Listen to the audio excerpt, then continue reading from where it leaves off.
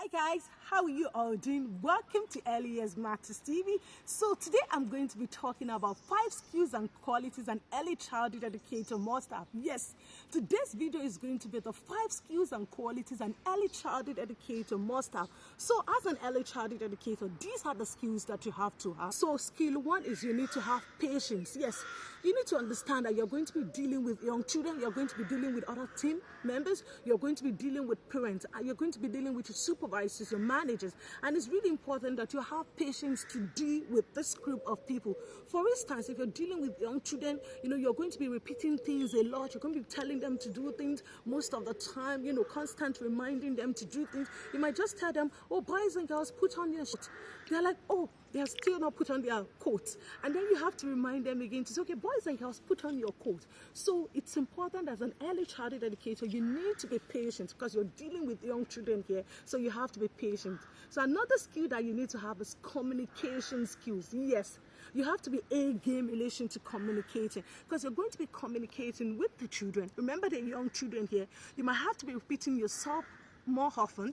You're going to be dealing with parents, you're going to be dealing with other team members, you're going to be dealing with your co-workers, you're going to be dealing with your supervisors, your managers, and you need to be able to communicate. So in relation to communication, it's not just in your spoken words alone. Using your spoken words, we're talking about your actions as well, your hand gestures, your facial expressions, your posture.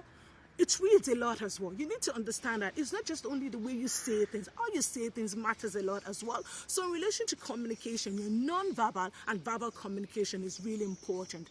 So another skill you need to have as an early childhood educator is empathy. Empathy. So what do I mean by empathy? You need to be able to put yourself in the children's shoes, put yourself in the parents' shoes, put yourself in the shoes of other team members. For instance, if a child arrives in the morning, mommy and daddy have to go, and the child is crying, you as the educator, what do you have to do? You have to go over to the child, put yourself in the child's shoes, talk to the child. Don't worry, Tony, mommy and daddy will be back shortly. They went to work. So, you're being considerate of what the child is going through at that particular point in time. You're not just looking at it, oh, Tony, stop crying, mommy and daddy will be back shortly. There's no need for you to cry. So empathy is really important as an early childhood educator, putting yourself in the parents' shoes. For instance, if the parents are passing through one situation or the other, you need to feel their pain. You need to be able to put yourself in the shoes. How they're feeling, for instance, if a parent is ill, a child is ill, so you need to be able to put yourself in their shoes. So you need to have empathy. Another skill that you need to have as an early childhood educator is non-judgmental approach.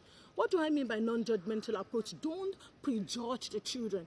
For instance, you might be working in a local creche that the children, local kindergarten, daycare center, that the children, their parents. So don't come to your work with a pre-idea of who they are already. Oh, Johnny is always bold, the parents are not nice. No, don't be judgmental. As an early childhood educator, don't think of, oh, the children, the parent, their story, who they are. So don't be judgmental. This skill is really important.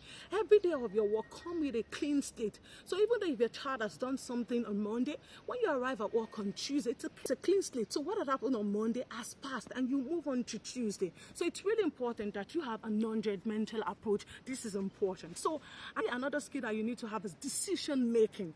You need to be able to make decisions, informed decisions about the children, about the parents, about your team worker. For instance, if you're planning activities for the children, you need to be able to decide, okay, what are the things that the children like? I've observed them. These are the things that they like. And you take this into consideration in relation to having your curriculum.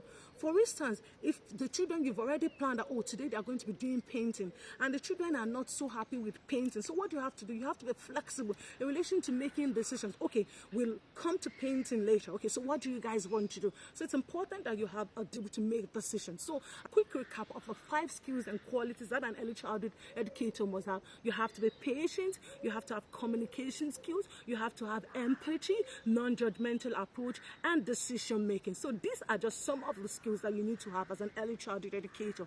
If you want more of this on this channel, what you have to do is subscribe, and not just subscribe, turn on that notification bell, please, so that you'll be the first person to be notified each time a new video is being dropped on this channel. Until I come your way next time, stay safe and mind yourself for now. Bye.